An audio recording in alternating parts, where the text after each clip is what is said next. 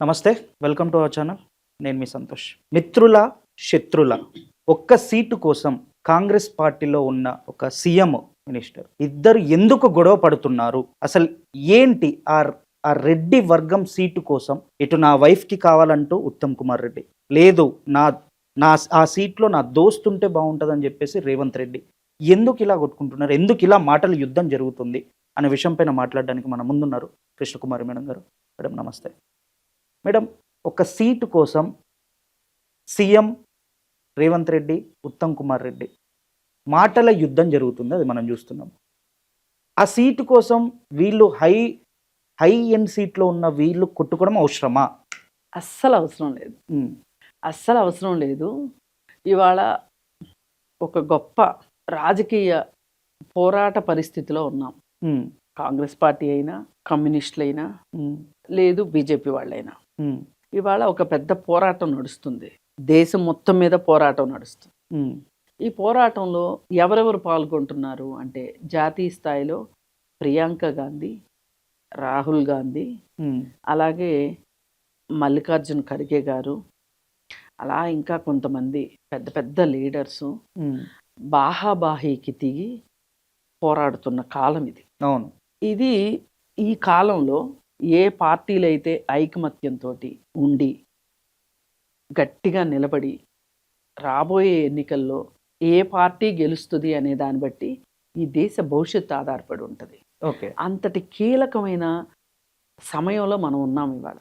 ఉమ్, ఇవాళ ఒక రకంగా మనము ముందు చూస్తే నుయ్యి, వెనక చూస్తే గొయ్యి లాంటి రాజకీయ పరిస్థితిలో ఉంది వాళ్ళ దేశం. ఉమ్, ఓ పక్క బీజేపీ కూరలన్నీ ఊడిపోతున్నా, ఇంకా నాదే పెత్తనం ఈ దేశం మీద, రాబోయే తరాలకు కూడా ఈ రాజ్యాంగాన్ని మార్చేంత వరకు, ఈ దేశాన్ని ఒక మత దేశంగా మార్చేంత వరకు మేము నిద్రపోము అని కంకణం కట్టుకొని వాళ్ళు కూర్చున్నారు. ఉమ్, వీళ్ళు ఈ దేశం ఒక లౌకిక రాజ్యం, ఒక ప్రజాతంత్ర దేశం, ప్రజాస్వామిక దేశం ఇది. ఉమ్, అలాంటి ఈ దేశాన్ని మారుస్తానంటే కుదరదు. దానికోసం మేము అవసరమైతే రక్తం చిందించడానికి రెడీగా ఉన్నాము అని చెప్పి ఇవాళ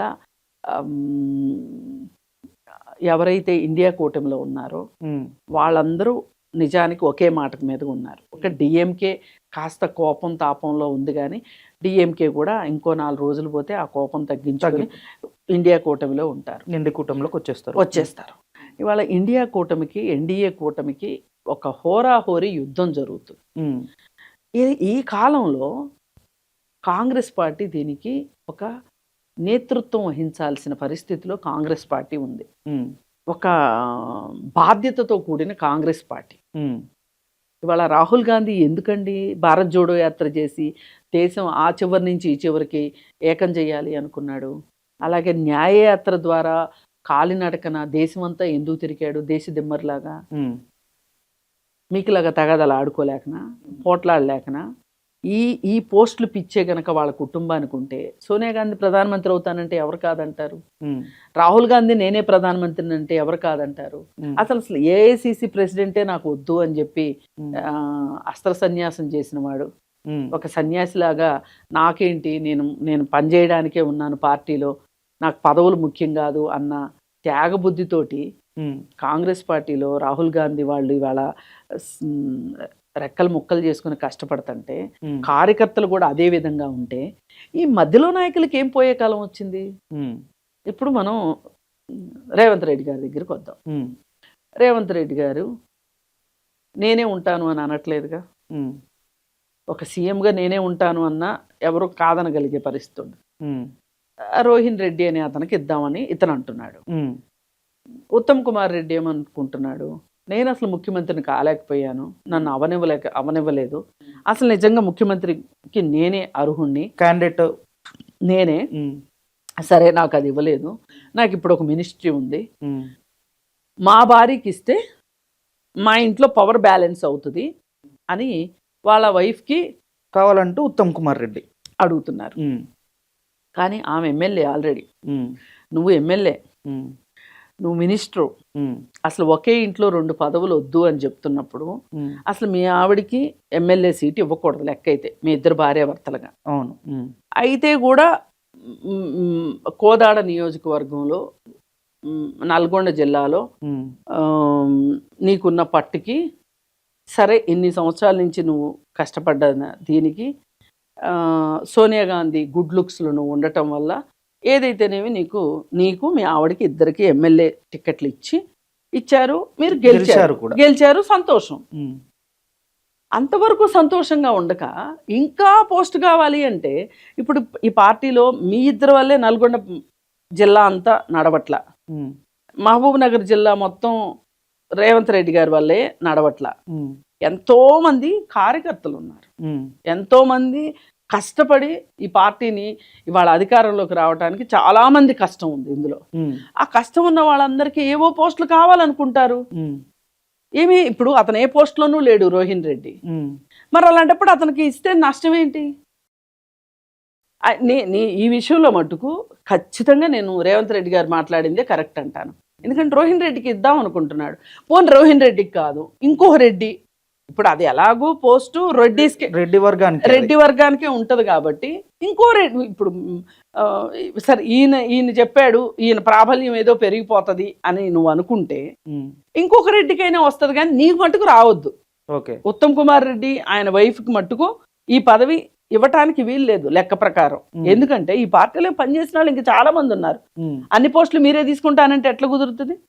అసలు ఒకే కుటుంబంలో 2 పోస్టులు ఇవ్వము అని చెప్పి చాలా గట్టిగా మాట్లాడితే, కాకపోతే కొంతమంది విషయంలో రేర్ ఎగ్జామ్షన్స్ కింద వేరే పార్టీ నుంచి వచ్చిన వాళ్ళని అకామిడేట్ చేసుకోవాల్సిన పరిస్థితి ఉంది. కాబట్టి ఇప్పుడు మైనంపల్లి హనుమంతరావు ఉన్నాడు, ఆయన ఉన్న ఏరియాలో ఆయన డబ్బు ఖర్చు పెట్టగలడు, ఆయనకి హవా కూడా ఉంది కాబట్టి వాళ్ళ అబ్బాయికి కూడా ఇచ్చారు.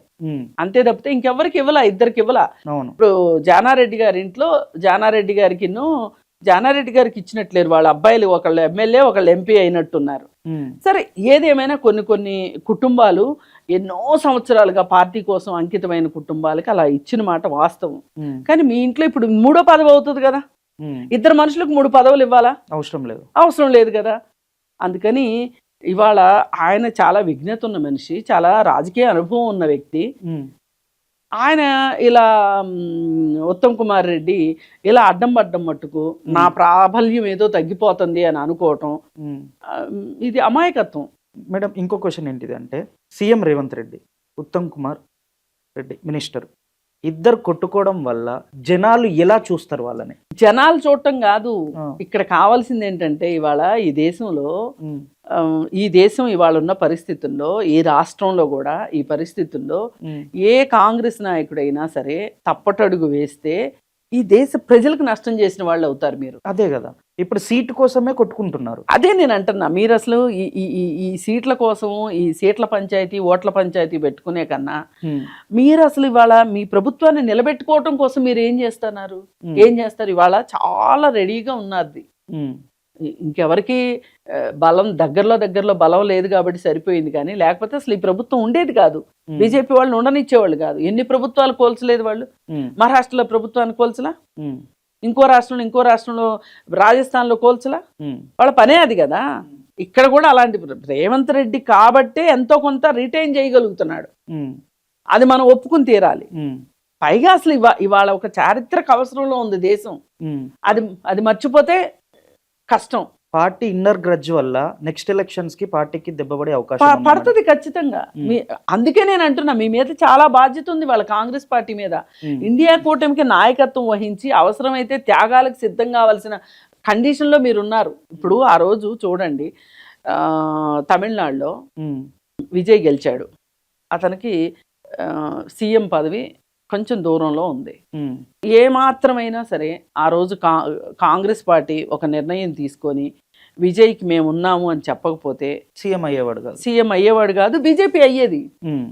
అతను అసలు సౌత్లోకి బీజేపీకి ఒక పెద్ద గోడలాగా కట్టింది కాంగ్రెస్ పార్టీ. నన్ను అడిగితే తెలంగాణలో కాంగ్రెస్, కేరళలో కాంగ్రెస్, కర్ణాటకలో కాంగ్రెస్, తమిళనాడులో కాంగ్రెస్ సపోర్టు, ఒక ఆంధ్రప్రదేశ్ మినహాయిస్తే ఈ 4 రాష్ట్రాల్లో కాంగ్రెస్ ప్రభుత్వం ఉన్నట్టే లెక్క.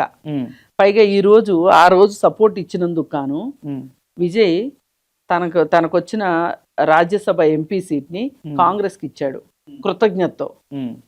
విజయ్ కూడా చాలా చాలా తెలివిగా, చాలా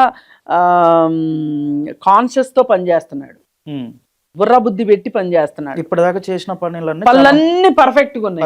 ఇప్పుడు తీసుకున్న నిర్ణయం కూడా అంటే ఒక రకంగా ఒక కృతజ్ఞత చూపించటం అంటారు కదా, అలా చూపించాడు. ఇది విజయ్ ఎందుకు చూపిస్తున్నాడు? ఆ రోజు రాహుల్ గాంధీ తీసుకున్న స్టెప్, మొన్న జంతర్ మంతర్లో జరిగిన లాఠీ చార్జీ తర్వాత అతను ఒక మెరుపు ఆలోచనతోటే వెళ్ళి మోడీ ఇంటి ముందు ప్రదర్శన చేశాడు, అలా ధర్నా చేశాడు.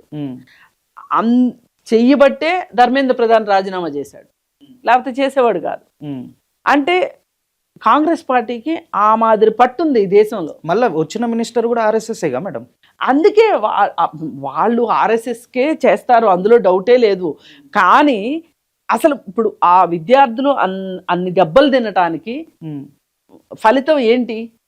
ధర్మేంద్ర ప్రధాన్ రాజీనామా అయితే చేశాడు కదా, ఆ చేయటానికి వీళ్ళనైతే లెక్క చేసేవాళ్ళు కాదు. ఇప్పుడు సోనం 20 రోజుల పాటు నిరాహార దీక్ష చేస్తే పట్టించుకొని దేశం ప్రధాని ఆ పిల్లలకి ఒళ్ళంతా చీరేంత దెబ్బలు తగిలితే పిల్లెట్ గన్స్ తోటి ఇష్టారాజ్యంగా పేల్చితే ఇది చేసి 20 రోజులు దిక్కుమొక్కు లేని వాళ్ళలాగా వాళ్ళని వదిలేసేస్తే కాంగ్రెస్ పార్టీ దిగబట్టే ఒక మెట్టు దిగింది ప్రభుత్వం.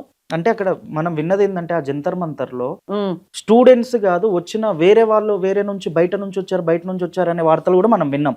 అవి ప్రూఫ్లు కూడా కొన్ని బయటపడ్డాయి. అది వాళ్ళ వల్ల అది లాఠీ చార్జ్ గానీ గన్తో గానీ ఏమన్నా జరగనివ్వండి. అన్ని 5 లక్షల మంది పిల్లలు వచ్చారు. వాళ్ళల్లో సంఘ వ్యతిరేక శక్తులు ఎంతమంది ఉంటారు? మహా అయితే 10,000 మంది ఉంటారు. ఇప్పుడు అంత పెద్దవి జరిగేటప్పుడు ఎవరూ రావద్దు అంటే కుదరదు. ఇప్పుడు ఒక 10,000 మందికి భోజనాలు పెడుతున్నారు అనుకోండి, కొంతమంది ఎవరో పిల్లవని వాళ్ళు వచ్చి భోజనాలు చేయొచ్చే అవకాశం ఉంటది. కొంతమందికి ఫుడ్ సరిపోకపోనే అవకాశం ఉంటది. లేదు అట్లాంటి దగ్గర ఏదైనా గలాటా జరిగితే కొట్టుకోవడం అవుతుంది, ఏదైనా జరగచ్చు కదా. ఎక్కువ మంది ఉన్నప్పుడు పర్యవేక్షణ చాలా కష్టం అవుతుంది, కంట్రోల్ చేయడం చాలా కష్టం అవుతుంది. దాని గురించి కాదు ఇక్కడ టాపిక్. ఏంటంటే అంతమంది పిల్లలు ఒక నమ్మకంతో ఢిల్లీ దాకా వచ్చారా లేదా అన్ని రాష్ట్రాల నుంచి? వస్తే కూడా ఈ ప్రభుత్వానికి చేమకుట్ల. రాహుల్ గాంధీ వెళ్ళి అక్కడ కూర్చున్న తర్వాతే ఇది వేరే రూపంలోకి వెళ్తుంది. ఇప్పుడు ఈ ఏమంటారు, రేపు మనం ఏదన్నా ఒక నిర్ణయం తీసుకుంటే గనక క్రెడిట్ అంతా రాహుల్ గాంధీకి వచ్చేస్తుందని ఒక భయంతో వాళ్ళు దాన్ని అంతటితోటి ముగించదలుచుకుంది ప్రభుత్వం కూడా. అంటే ఇదంతా కాంగ్రెస్ పార్టీకి ఉన్న స్ట్రెంగ్తే కదా. మరి మీరు ఇంత స్ట్రెంగ్త్ ఉన్న పార్టీలో ఉన్న మీకు బుద్ధి లేకపోతే ఎట్లా? అవును. అందుకని ఉత్తమ్ కుమార్ రెడ్డి ఈ పిలిపిద్దరు పంచాయతీలు పెట్టుకోవటం కాకుండా ఇక్కడ కాంగ్రెస్ని సుస్థిరం చేసుకోవటం ఎట్లా, రేపటి రోజున ఎలక్షన్స్లో ఎలా పార్టీని ముందుకు తీసుకుపోవాలి. బీజేపీకి వ్యతిరేకంగా పోరాటం అంటే అంత ఈజీ అయిన విషయం కాదు. పైగా ఇప్పుడు ఓట్ల పంచాయతీ ఉంది. సర్ద్వారా 73 లక్షల ఓట్లు తీసేశారు. వీటిలో నిజంగా తీసేయాల్సిన ఓట్లన్నీ, దొంగతనంగా తీసేసినవన్నీ, దొడ్డిదారిని తీసేసినవన్నీ, వాటి గురించి పట్టించుకోమని చెప్పి మీనాక్షి నటరాజన్ నిన్న స్టేట్మెంట్ ఇచ్చింది. ఇంకెవరో నిద్రపోతే కుదరదు, సీరియస్గా ఇంటింటికి తిరిగి మీరు ఓట్లను కాపాడుకోకపోతే అధికారంలో ఉండే ఉపయోగం ఏంటి అని చెప్పి మాట్లాడింది. అంటే మన ముందు ఇన్ని సవాళ్ళు ఉన్నప్పుడు ఇలా పోట్లాడుకుంటే ఎట్లా? అంటే ఇప్పుడు కావాలనే ఉత్తమ్ కుమార్ రెడ్డి నాకు సీఎం పదవి ఇయ్యలేదన్న గ్రజ్జుతోనే ఇలా చేస్తున్నారంటారా? అతను పంతో నెగ్గించుకోవాలనుకుంటున్నాడు. నేను ఎలాగో సీఎం పదవి త్యాగం చేశాను కదా, నా ఇంట్లో ఇంకో పదవి ఇస్తే నష్టం ఏంటి అని మాట్లాడుతున్నాడు.